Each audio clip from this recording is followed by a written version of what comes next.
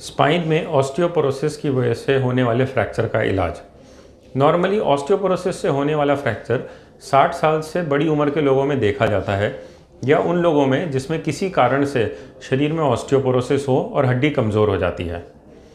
Osteoporosis वाले spine fracture में normally नसें नहीं दबती और मरीज को कमर में दर्द रहता है।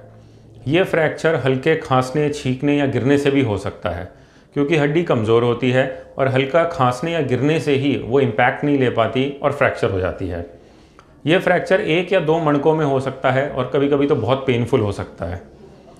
नॉर्मली स्पाइन में ऑस्टियोपोरोसिस वाले फ्रैक्चर में हमें सर्जरी की ज़रूरत नहीं पड़ती। इसमें हम मरीज की बोन मिनरल डेंसिटी चेक करते हैं और उसके हिसाब से उसको या तो इंजेक्शन्स पे शुरू करते हैं जिससे कि हड्डी मजबूत हो जाती है, साथ में कैल्शियम, विटामिन डी देते हैं, थोड़े टाइम के लिए रेस्ट पे रखते हैं और फिर कमर का पट्टा पहना के चलाना शुरू कर देते हैं। जो ऑस्टियोपोरोसिस वाले फ्रैक्चर्स होते हैं ये नॉर्मली 1.5 से 2 महीने में ठीक हो जाते हैं। धीरे धीरे इनका दर्द चला जाता है और मरीज़ पूरी तरह से ठीक हो जाता है। कभी कभी जब दर्द बहुत ज़्यादा हो या 2 या 3 वर्टिब्रा फ्रैक्चर हो गए हो या फिर मरीज़ 1.5 महीना या 2 महीना बेड रेस्ट नहीं कर सकता हो, तब हम इसकी सर्जरी भी करते हैं। इसकी सर्जरी 2 प्रकार से होती है। एक सर्जरी में तो जिसमें सिर्फ मणका दबा है, कोई नसों पे दबाव नहीं है, हम काइफोप्लास्टी या वर्टिब्रोप्लास्टी नाम की सर्जरी करते हैं जिसमें कि टूटे हुए मणके में हम सीमेंट डाल देते हैं सुइयों से। ये सीमेंट जो होता है 6 मिनट में जम जाता है और इससे मरीज का दर्द तुरंत चला जाता है। ये सर्जरी लोकल एनेस्थीसिया में ही हम करते हैं जिसमें मरीज को पूरी तरह से बेहोश करने की ज़रूरत नहीं पड़ती और 2 से 3 घंटे में मरीज पेन फ्री होकर घर भी जा सकता है।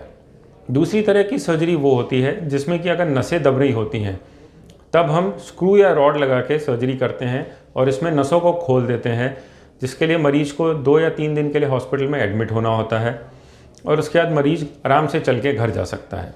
क्योंकि इसमें हम नसों को भी खोल देते हैं तो कोई पैरालिसिस का खतरा या नर्व दबने की वजह से रेडिकुलर पेन ये पूरी तरह से ठीक हो जाता है और मरीज अपनी नॉर्मल लाइफ पे वापस चला जाता है। ये दोनों ही सर्जरीज बड़ी सेफ़ हैं, लेकिन इसमें से जो एडमिट होकर करने वाली सर्जरी है जिसको हम फिक्सेशन कहते हैं, इसको क्योंकि हम जनरल एनेस्थीसिया में करते हैं इसलिए मरीज के इसमें कुछ टेस्ट कराने पड़ते हैं पहले। ऑस्टियोपोरोसिस फ्रैक्चर्स अपने आप में कोई बहुत बड़ी बीमारी नहीं है, इनको हम पूरी तरह से ठीक कर सकते हैं। सिर्फ हमें ये देखना होता है कि मरीज को सर्जरी की ज़रूरत है कि नहीं।